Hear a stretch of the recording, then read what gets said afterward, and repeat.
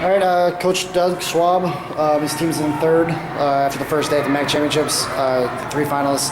Just talk about your day real quick. Talk about the day? Yeah. I'm thinking about that last round, which wasn't very dang good. So I mean, you put 3 guys in the finals, but certainly like to have more. I like how those guys are competing. Starrett's doing a pretty dang good job. Beat a guy that beat him earlier in the year, so that's what you want to see this time. You want to see bouts that you were getting beat. You return the favor. He was able to do that. I think Peters looked pretty good, and Blaze. But man, the backside of this in this tournament, you get to these moments. It's a gut check time, and you can see when guys want to be done. And so you got to make it so they want to be done, not your end. I don't know. I mean, you always got a lot of emotions. It's a painful sport. I mean, I think you've been around enough to know, and you're gonna see guys crying because dreams are crushed right now, and the season's over for some of these guys, and they don't want their season to be over. And then some of these guys, their careers are over, and those things are hard as a coach. But you appreciate everything that they've done for themselves and for the program, and it's going to be another day, but man, I think we got 6 guys still in the tournament, so we got to get 3 thirds and 3 firsts. That's really what you're ultimately what it's about now is getting guys ready for tomorrow. That first round, those three guys go back and get third, and those 3 guys go and win the tournament, and then you get, then for sure you get 6 guys to the national tournament. So that's really the best you can do right now. Yep, and this is Dylan Peters' third time in the MAC finals. What'll be different for him this year as opposed to last year when he lost? Obviously the opponent makes it a little bit different. I didn't want to say that. But Waters, and I mean they're very contrasting styles. Compared to Waters to McGee. We got a pretty good idea of what he's going to do. He's good in that underhook, running through to the knee and re-shot and those things. So Dylan just got to close that gap and go get to the body like he was able to do in the dual meet. I think that's going to be the big thing. I don't know. I like how he's competing. I know that the match got a little bit close, but he's doing everything. He's attacking. He's closing the distance really well. I don't see him being. Sometimes there's a lot of separation in the as far as how much time for him to cover that gap. He's not doing that. He's coming forward, and I think he's attacking. He's attacking well. Some of these guys are dodging bullets in some of these spots, and he's going for big points too. In situations. So I like how he's competing. I'm excited to see him compete tomorrow night in the finals. And Starrett, you and I as true freshman. Yeah. First true freshman for you and I to be in the conference final in forever. What do you tell him before his match tonight? Keep doing what you're doing. I know Miller's not wrestling, so Barnes got a real good single leg. Come on, you got to be ready to go. I mean, he's setting a really high pace. I know he's not getting to a lot of attacks really, but as far as making the guy work and snapping a guy, and he's been in the Turk twice the last 2 matches. Those are huge things, and we've been working that position, and he was able to get there. Good for him, being in the finals. Now go be a true freshman that wins the title. And the 2-time champion Cooper Moore dropped his first match at the championships in 2 years. What's the message there? Go win your next match. Be ready. Go give yourself some more opportunities. That's kind of the big thing that I saw. There's got to be some urgency in some situations when you kind of the clock's ticking down. It's like okay, let's go. We gotta go.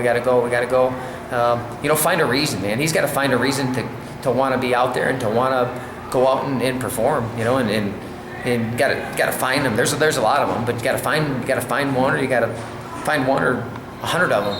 But they've got to get him out there and ready to go, because whoever's coming back on that backside, they just won a match, so they probably feel a little bit better than the semi guy. But it's our job as coaches and as competitors to get these guys back up and ready to compete, because a lot of wrestling to be done tomorrow.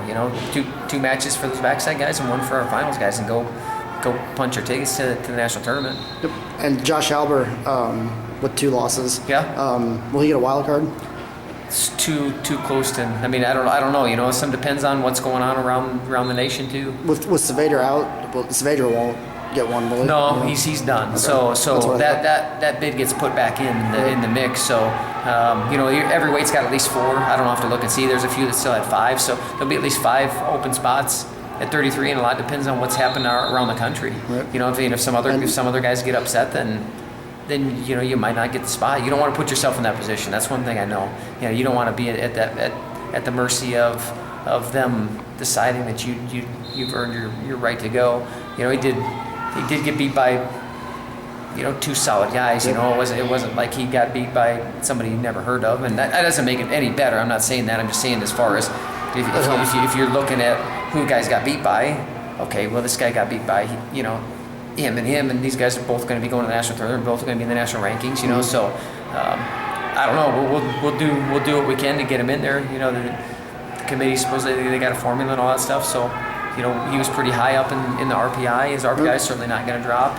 His ranking obviously will, but like I said, you just want to keep it in your hands. That's ultimately the bigger thing. And if he gets a chance, then it's a second chance at life. Then you go to that national tournament, and it's almost like it is a second life. Because right now you don't know, you're in limbo. Maybe you're going to make it, maybe you're not. You obviously always want to keep it in your hands, but if he gets the call, then he'll be ready to go. If not, then it's going to be some. There's going to be some pain. There's going to be some pain. But the one thing I do know about pain is probably the ultimate motivator, because you need to change some things as far as like how things go. If it hurts enough, then you'll definitely make some changes. If not, then and I know he's hurting right now. But the thing is being competitors. Then you go out and you strap up and you put yourself out there. And sometimes you're going to win, sometimes you're going to lose, and you got to be able to deal with that. This isn't a spot that he's been in, and he's not used to it. So I don't want him to get used to it either. But I also got to see if a guy can respond and recover from it. And then Cabell wrestled. I'm blanking on his name, but the heavyweight from Missouri again. Yeah. You think he likes wrestling heavyweights that are smaller than he is? I don't think so. I think he likes wrestling guys that. Depending on the guy, but I don't.